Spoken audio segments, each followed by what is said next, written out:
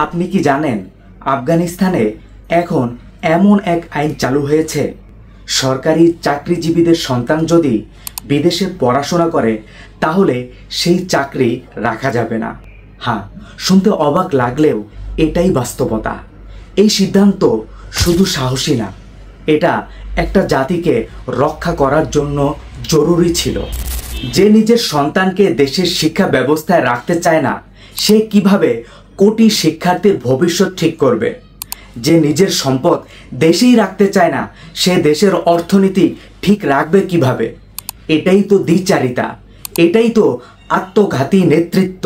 সম্প্রতি আফগান স্বরাষ্ট্রমন্ত্রী সিরাজউদ্দিন হক্কানি ঘোষণা দিয়েছেন, যেসব সরকারি কর্মকর্তা তাদের সন্তানদের বিদেশে পাঠাবে তারা আর সরকারি চাকরি করতে পারবে না। কারণ এটা ইসলামী ইমারত, কোনো রিপাবলিক নয়। এজন্য জনগণের কাছে আমাদের দায়বদ্ধতা রয়েছে।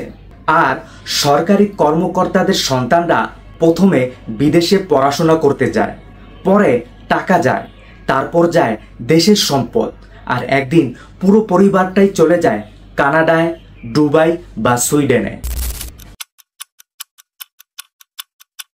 এই দৃশ্য আমাদের খুবই পরিচিত। বাংলাদেশেও বহু রাজনীতিবিদ, আমলা, বড় ব্যবসায়ী তাদের ছেলে মেয়েদের রেখে দেন ইংল্যান্ড, আমেরিকা বা অস্ট্রেলিয়ায়। তারা নিজেরাই তৈরি করেন সেকেন্ড হোম। আর দেশের দায়িত্ব, জনগণের সেবা, সেটা যেন শুধু লোক দেখানো একটা নাটক। এভাবে বছরের পর বছর ধরে দেশের ভেতরে মেধাশূন্য এক প্রশাসন গড়ে উঠেছে।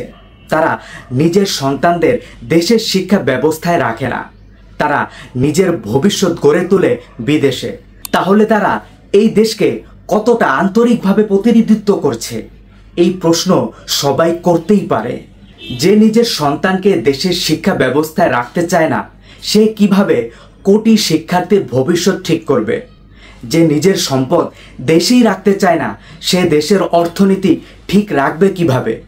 এটাই তো দ্বিচারিতা, এটাই তো আত্মঘাতী নেতৃত্ব। বাংলাদেশেও এমন একটি আইন দরকার, যাতে সরকারি কর্মকর্তারা, রাজনীতিবিদরা, আমলারা তাদের সন্তানদের দেশের ভেতরে রেখে পড়াতে বাধ্য হন। তাতে করে দেশের শিক্ষা ব্যবস্থার মানও বাড়বে, সিস্টেমের প্রতি তাদের দায়বদ্ধতাও তৈরি হবে।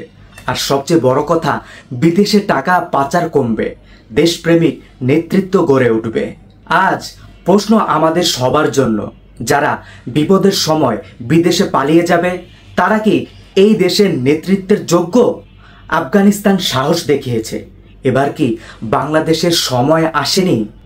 ভিডিওটি ভালো লাগলে শেয়ার করুন, কমেন্ট করুন। আপনি কি চান এমন একটা আইন বাংলাদেশে চালু হোক? কারণ আমরা চাই এমন একটা বাংলাদেশ যেখানে নেতৃত্ব মানেই দায়, দেশ মানেই দায়িত্ব।